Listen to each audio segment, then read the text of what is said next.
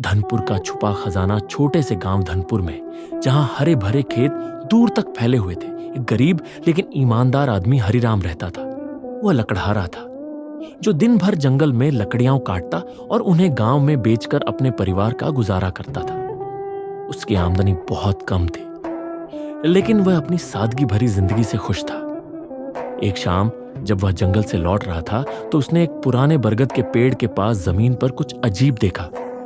मिट्टी की एक परत ढीली लग रही थी, मानो किसी ने हाल ही में वहां खुदाई की हो।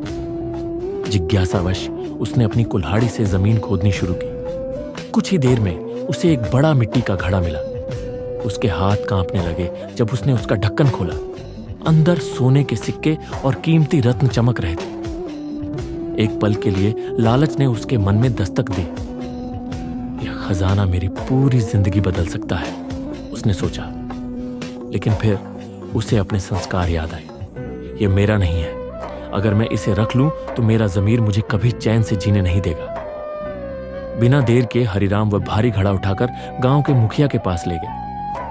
मुखिया चौधरी जी, जो कि एक वृद्ध और समझदार व्यक्ति थे, उन्होंने पूरी बात ध्यान से सुनी और घड़े को गौर से देखा। वह मुस्कुराए और बोले, यह प्राचीन खजाना है जो वर्षों से गुम था। तुम इसे अपने पास रख सकते थे, लेकिन तुमने ईमानदारी को चुना।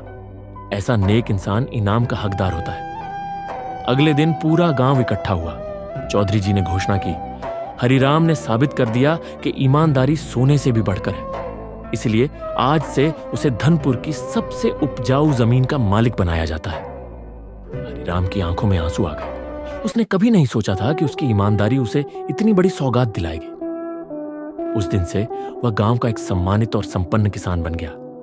इस घटना ने सबको यह सिखाया कि असली खजाना ईमानदारी और सच्चाई में ही होता है।